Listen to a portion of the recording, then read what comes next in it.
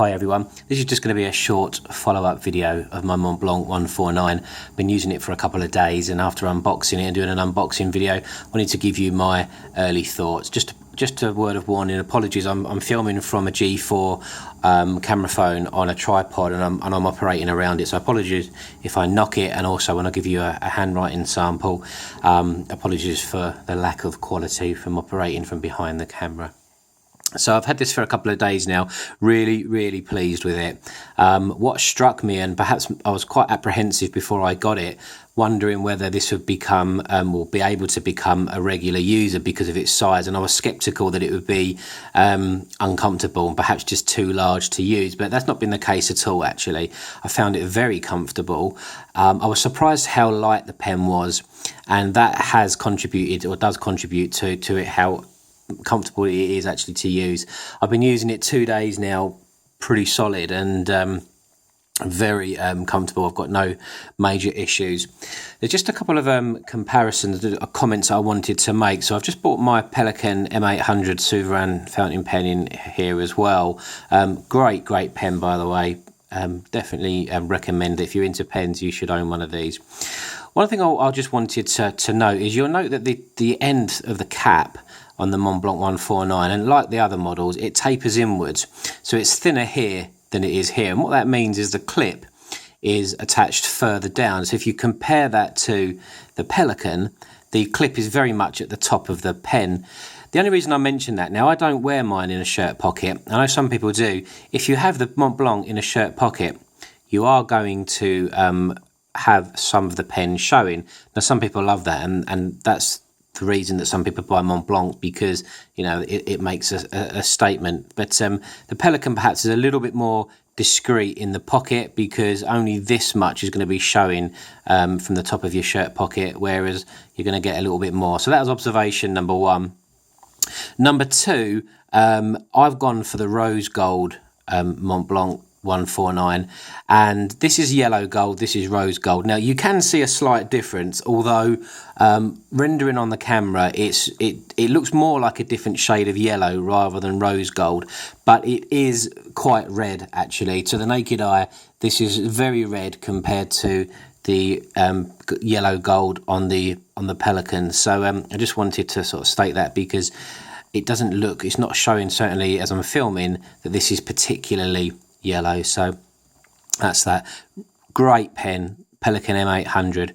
You really ought to have one. If you like fountain pens, this has got to be one of the best value and best quality pens you can get. So just a little plug there for Pelican.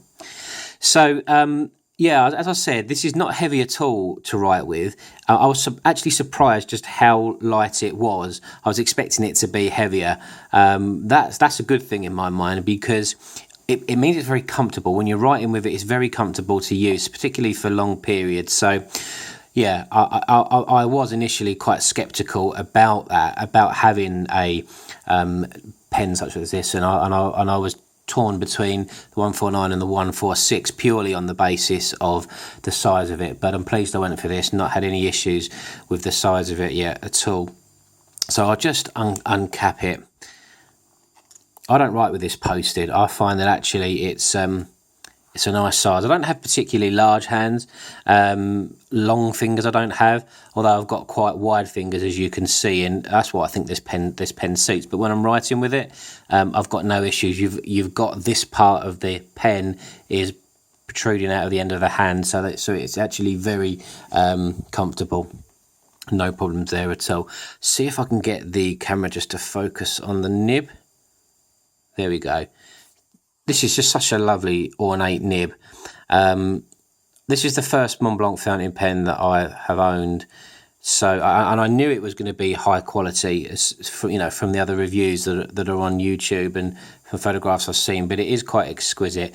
Now the rose gold, the 149 compared to the 146 that I looked at, as you can see, the majority of this nib is gold, and then there is a silver portion of the nib, and that's actually inverted compared to the 146 that I saw, where the majority of it was silver and it only had a small portion being gold.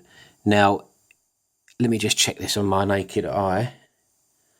Believe I was told that another difference between this and the 146 is this fountain pen. The 149 has I think it's an 18 karat gold nib, whereas the 146 had a 14 karat. So you are getting an upgraded nib. It's a large nib, but it doesn't seem out of proportion with the pen. Again, although it is obviously an oversized nib, for me it doesn't look ostentatious. It doesn't look comical. I would say. I think it's a very classic looking pen, and I think the nib suits the rest of the pen. So I'm not concerned about that being a hugely oversized nib. I'll tell you what I will do. I'll just show you a comparison of the nib versus the Pelican M800 nib, so you can see. Again, this is a very nice looking nib, and I'll just get the camera just to focus on that if I can. There we go. So again, it's a very beautifully made nib. Lots of detail on here, but if we compare it in size, you can see it's quite a bit smaller.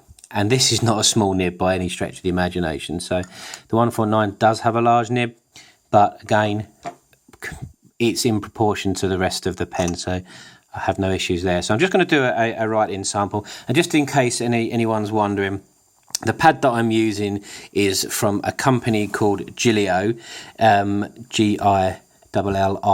If you Google them, you'll find them. They're a lovely little boutique leather goods store based in Belgium. I picked this up in Brussels in their store. It's in the Louise district. Really lovely family-owned business, and they make planners as well. So I'm not affiliated to them at all. I just very much like their products. Nice little business card holder here, and there's space there for a few more, and then there's a secretarial pocket as well. I won't go into that because that's got some business notes in there.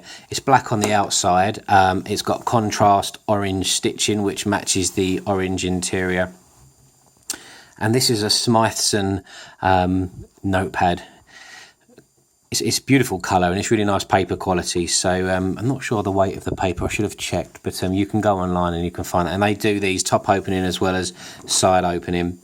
They're quite expensive, but I don't use them that frequently, so it's not too much of an issue. But I just thought I would show this because a nib like this deserves to be written on a nice pad.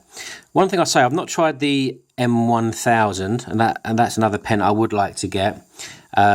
But from what I've heard, the M1000 is, whilst it's not a flex nib, it is a springy nib. This particular nib, it does have some spring to it, but that's when you do the sort of figure of 8 writing tests. For me, in natural writing conditions, you don't really get any line variation. That's not an issue for me. This is about the experience for me. Owning a fountain pen like this is about the enjoyment that the user gets. That's certainly the case for me. It's about the feeling. It's just about the experience. I can write just as nicely with a Lamy fountain pen, for example. So for me, it's more about the experience using it rather than the end result. But I guess that's up to you. So I'm just going to do a very quick writing experience. I'm sorry about the shadow writing example. I'm sorry about the shadow, and I'm sorry that I'm at a funny angle. So this is.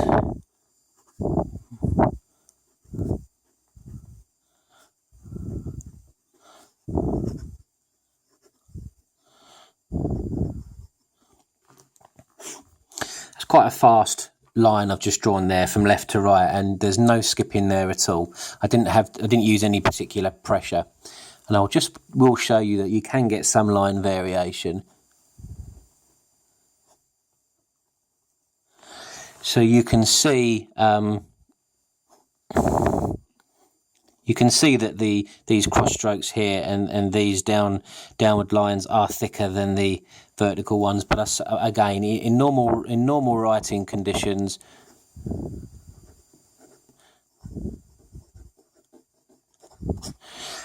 I don't know if I saw that. Sorry, in normal writing conditions, there's not really any any line variation.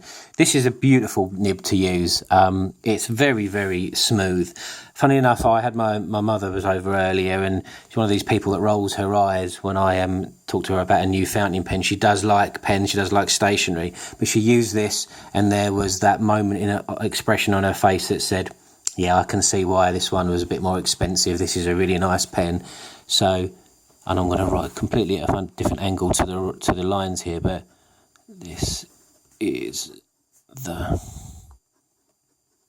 the ink is Caran d'Ache, and it's the idyllic blue.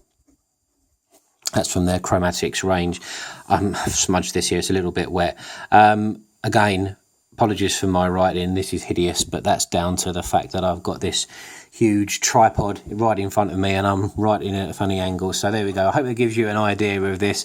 Worth every penny in my mind. This is a really, really impressive fountain pen.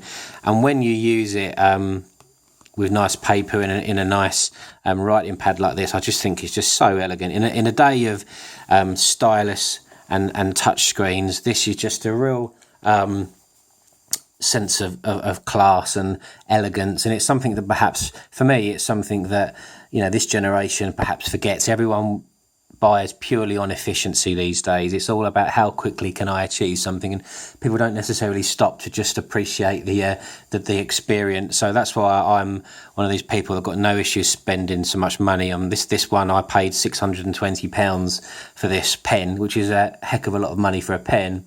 But if I bring this into shot, this is an iPad.